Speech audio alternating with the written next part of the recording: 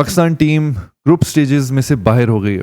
वो टीम जिसका रिकॉर्ड है सबसे ज़्यादा सेमीफाइनल खेलने का, वो टीम जो आज तक T20 वर्ल्ड कप में ग्रुप स्टेजेस से कभी बाहर नहीं हुई, वो टीम जो 2021 में सेमीफाइनल खेली, 2022 में फाइनल खेली, आज सुपर 8 के लिए क्वालिफाई नहीं की, उस ग्रुप में से जिसमें से पॉसिबली सबसे आसान चांसेस थे आगे क्वालिफाई करने के। Hats off to USA, but हमें पता है कि पाकिस्तान ने ये कुल्हाड़ी जो है खुद अपने पैरों के ऊपर मारी है। हमें पता है कि पाकिस्तान अपने तमाम मैचेस जीत सकता था, इवन यूएसए से और इंडिया से जो मैचेस वो क्लोज आए। लेकिन मसला ये है कि जो टीम कोलैप्स की है वो that was bound to happen, क्योंकि मैंने पहले भी ये कहा है कि आपकी गाड़ी या आपकी जो शिप है उसका सिर्फ एक कैप्टन हो सकता है, एक ड्राइवर हो सकता है। जब आपके साथ साथ कैप्टन साथ साथ ड्राइवर होंगे, जो हमने 7 लोगों की कमेटी बनाई थी बिफोर द वर्ल्ड कप, तो this was bound to happen. तब आपकी गाड़ी क्रैश करेगी, तब आपका जो है एक्सीडेंट बड़े बुरे तरीके से होगा, और वही हुआ पाकिस्तान क्रिकेट टीम के साथ। और सबसे ज्यादा मसला इस बात का है कि जब साथ साथ ड्राइवर होंगे तो आप किसको अकाउंटेबल ठहराएंगे, किसको जिम्मेवार ठहराएंगे, आप किसको पकड़ेंगे भाई? उसी को पकड़ेंगे जो सबसे आसान टारगेट होगा, आपका बेचारा कप्तान। मैं ये नहीं कह रहा कि बाबर आजम की गलतियां नहीं है, बाबर आजम ने भी बुरे डिसीजंस लिए हैं, बाबर आजम ने प्रॉब्ली अपनी पोटेंशियल तक नहीं खेला, बट बाबर आजम पर हम बाद में आएंगे। ये कह देना कि मेजर सर्जरी रिक्वायर्ड है टीम की, ये कहना बहुत आसान है, करना उतना ही मुश्किल है। और मेरे हिसाब से मेजर सर्जरी जो है, बजाय इसके कि पहले हम प्लेयर्स के गिरेबान पकड़ें, टॉप लेवल से शुरू होनी चाहिए, जो कि स्टार्ट होती है from the government level. Government के अंदर से जो है वो पॉलिटिक्स आती है, जो नई गवर्नमेंट आती है उसकी कोशिश होती है कि यार हम घुस जाएं जो है वो पीसीबी के अंदर, क्योंकि क्रिकेट के अंदर पैसा है और जहां पैसा है वहां करप्शन है। बट यार अकल से थोड़ी करप्शन कर लो।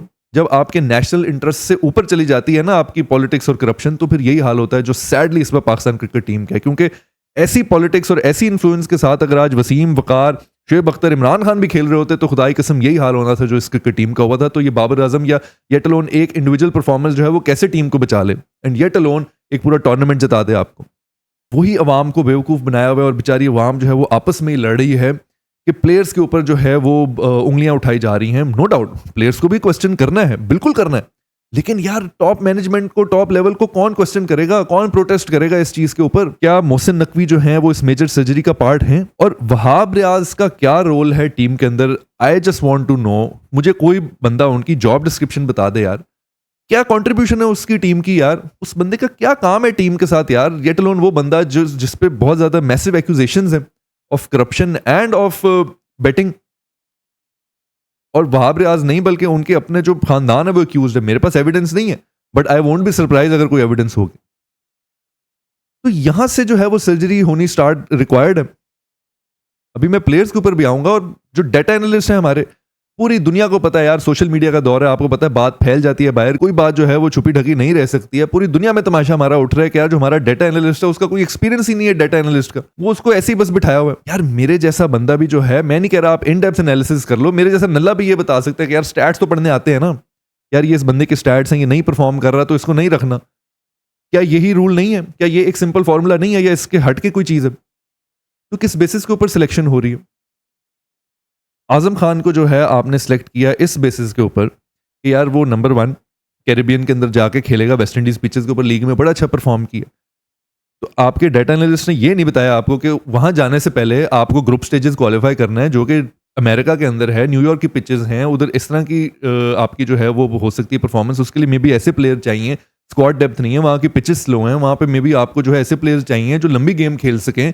मिडिल ऑर्डर तो आपका है ही नहीं, तो सिंगलें डबलें जो है वो आजम खान ने लेनी है। क्या आपके डाटा एनालिस्ट का हाल है? और दूसरा रीजन ये है कि जी वो हमारे गोल्डन ग्लव विनर हैं पीएसएल के, तो भाई पीएसएल का फिर आप या तो अपना स्टैंडर्ड जो है वो रिवाइज कर लें, because clearly PSL can not be the standard any more. ये हमें पता चल गया है कि पीएसएल स्टैंडर्ड नहीं हो सकता।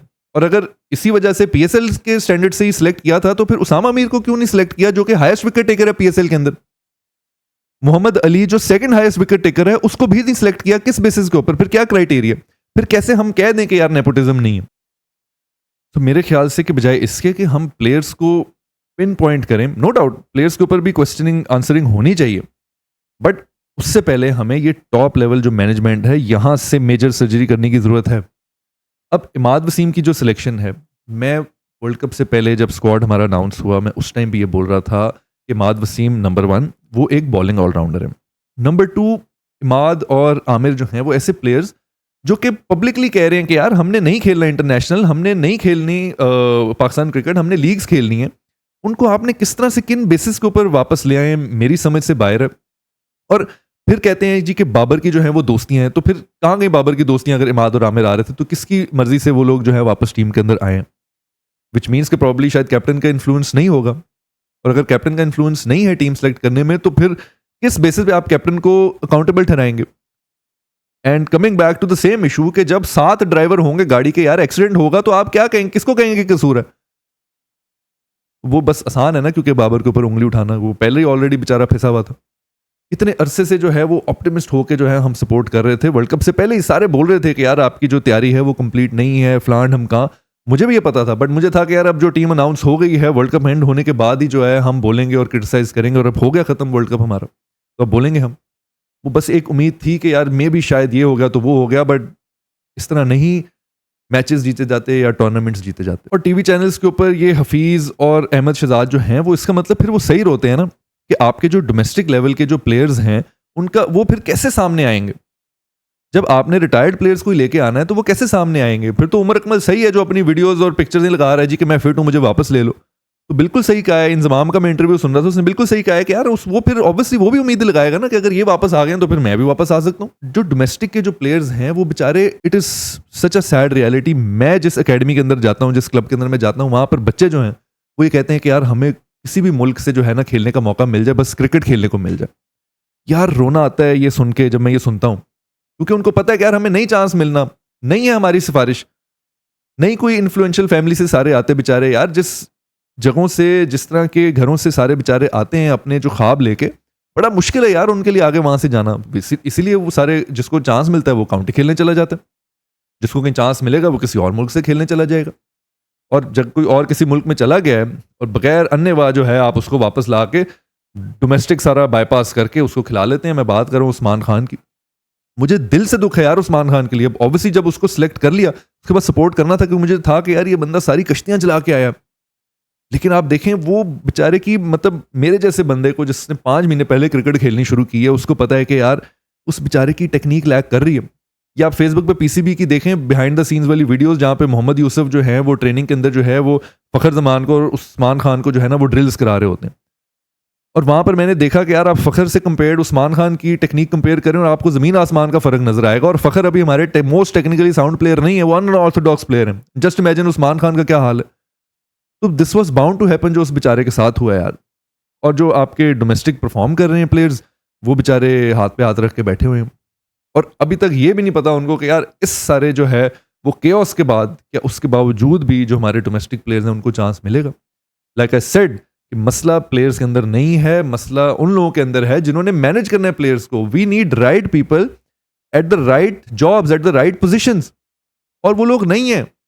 जब वहाब रियाज जैसे लोग बैठे होंगे, जब मोहसिन नकवी जो हैं वो ऊपर से हेड कर रहे होंगे, वो जितना मर्जी कह लें जी कि मेरी कोई इन्फ्लुएंस नहीं है, ये 7 लोग ही मैनेज कर रहे हैं, that is absolute bullshit. Excuse my word, sorry. Wahab Riaz, ये डेटा एनालिस्ट, ये मोहसिन नकवी, ये लोग मतलब जब इन्फ्लुएंस कर रहे होंगे, मैं कैसे मान लूँ यार कि बाबर आजम, मोहम्मद यूसुफ, अब्दुल रज़ाक, इन लोगों की कोई सुन रहा होगा?